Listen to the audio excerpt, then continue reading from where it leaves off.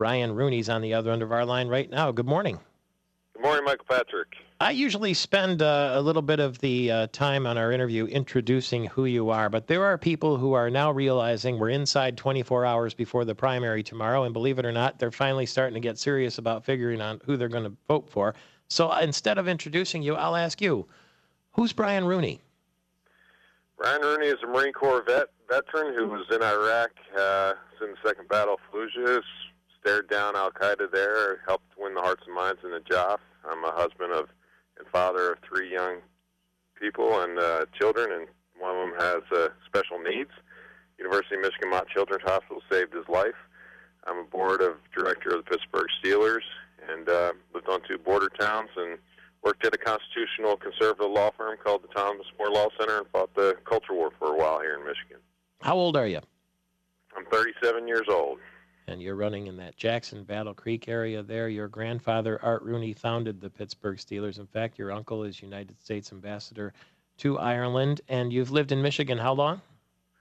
I moved here after I left active duty in 2006.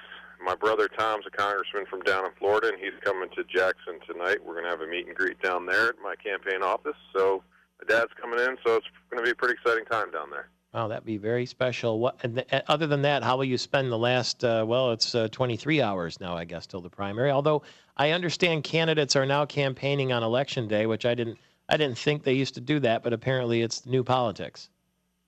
Yeah, well, I was out this weekend for 48 hours. I did 7-county tour, knocking on doors, meeting with folks. I'm going to be knocking on doors today and making a ton of phone calls, doing a lot of interviews.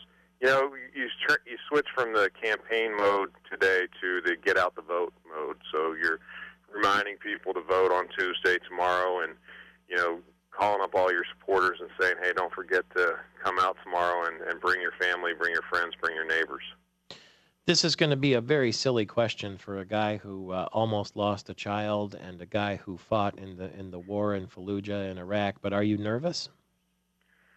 You know, I'm not really nervous. I'm looking forward to it. You got a day and a wake up, and, you know, my family, me, I've always answered the bell, and I'm ready to answer that bell tomorrow. And, you know, there are, I expect to win, but there are worse things in life than losing a political election. And I can tell you that from fighting a war, losing friends in Iraq and Afghanistan, to almost losing your own son, to having friends who lost kids when you were at Mott Children's Hospital that are very dear to you. So, you know, I have a lot of hope for Michigan and this country, and I want to be part of that solution. But if the people do not elect me, there'll be another path that opens up.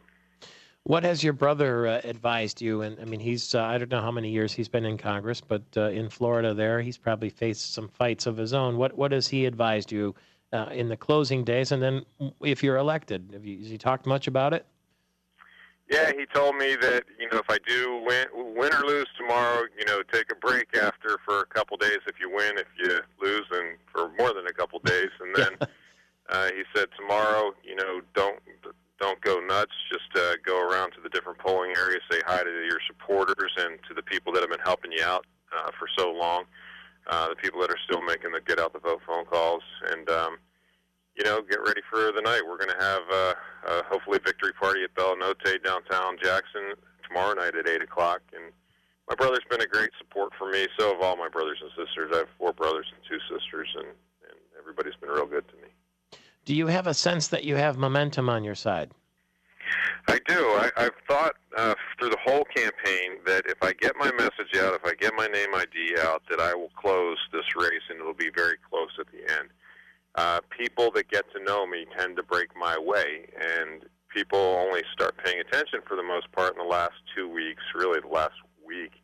And I've noticed going door to door that now when I go to door to door, I don't have to introduce myself like you said earlier. I just tell them who I am, or they recognize me right away. And then from the TV commercials or the literature and stuff like that. And so that's been really edifying and good, and I feel like it's going to be very close. I think we're either going to win or lose by 1,000 votes, and I'm excited for it. I really think that we did everything we can do, and you know, we had a big hill to overcome, but I think we've done that, and I believe we're going to win this tomorrow.